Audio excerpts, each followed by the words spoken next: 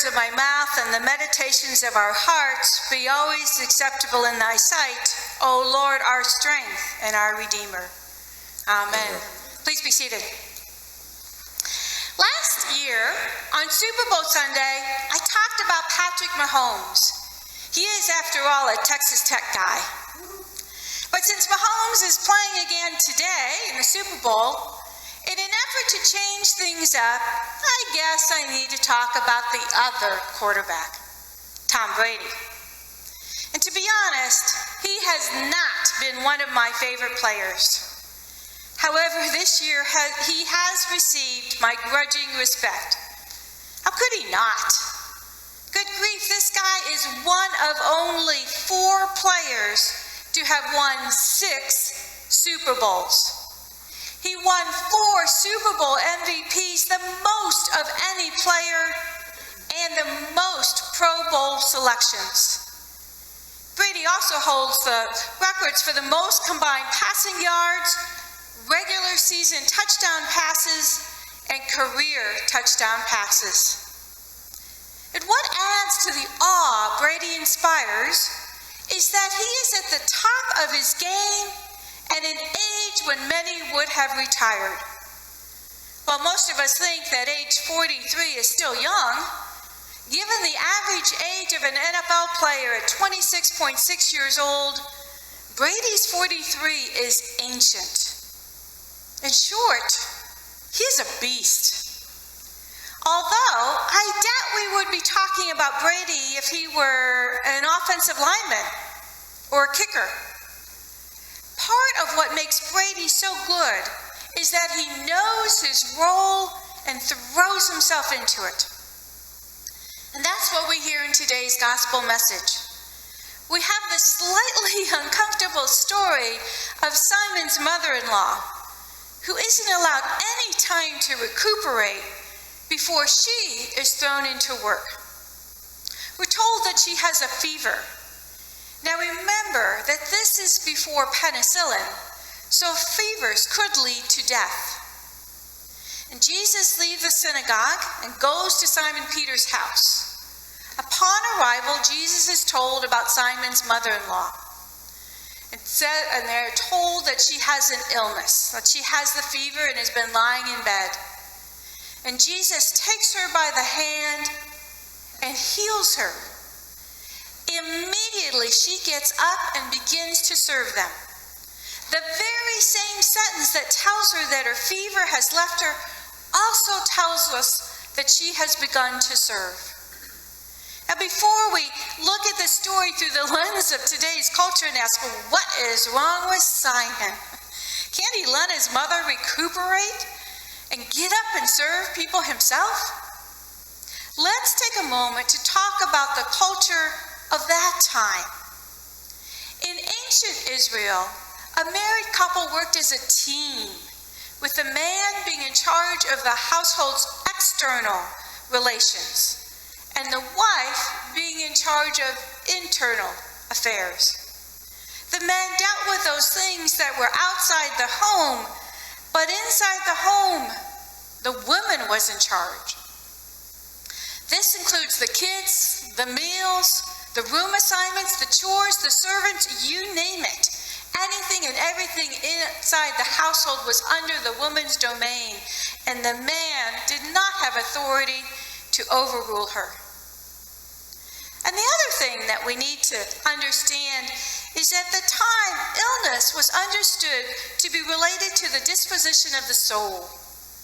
Fever and depression, bellyache, they are all aspects of being in a right relationship with God, with oneself, with society, but again, most especially, with God. So right after a series of stories in which Jesus is calling disciples, this domestic moment comes. It is our first healing miracle. Peter's mother-in-law is healed and begins to serve, not because that is what women do, but because she is restored to being in right relation with God. She is finding her calling in life not because she is a woman, but because Jesus comes to her and lifts her up by hand. Yes, the explanations continue. In that culture, it would have been shameful for a woman in a household to neglect a guest. To feed Jesus would have honored him, and it would have also restored the woman's own honor and dignity. Healed, she could do what society expected of her and what her fever had prevented her from doing. She was set free. Now, by the way, the word here that's used for serve is diakonos, which is the same word used about 30 times in the Bible to mean serve, minister, or deacon. And later in Mark, we hear Jesus say, "For the Son of Man came not to be served, but to serve," or in Greek, diakonos. This, I think, is the key to Simon's mother-in-law's response. In healing, she was restored to right relationship with God, and her response was in faithfulness. To serve, to follow Jesus, to become a disciple. We hear of women at the cross. We know women provided for Jesus while he was in Galilee. And it is quite possible that Simon's mother-in-law was one of these women. For me and for some theologians, today's gospel introduces us to the first female disciple. Now, many of us may wonder what our role is. Whom are we called to be? And while we're probably not called to be an NFL player, although some may be called to be a cook or hostess, I do know that all of us are called to be disciples.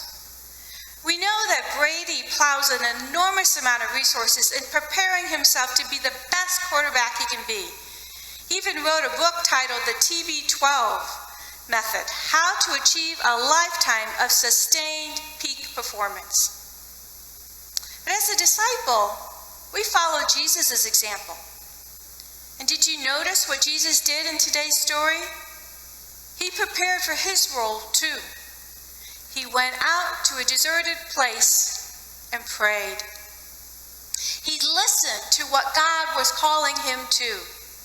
And while the disciples wanted Jesus to stay and to heal the crowds which had gathered, Jesus instead went to the neighboring towns. Clearly, in his prayers with God, he found direction and strength. Now, Lent is only 10 days away, and as we prepare for a season that feels almost redundant, given the pandemic and the ways of the world, let us find ways to discover our role and prepare for it. We need everyone. Even Brady knows the value of each role. He once said, "My job is to play quarterback, and I'm going to do that the best way I know how, because I owe that to my teammates, regardless of who is out there on the field with me." And while we aren't the Tampa Bay Buccaneers, we are Christ Church, and we need the best of you. So as you prepare for Easter, may you find ways to explore your role as a disciple. Then the fever left her, and she began to serve them. Amen.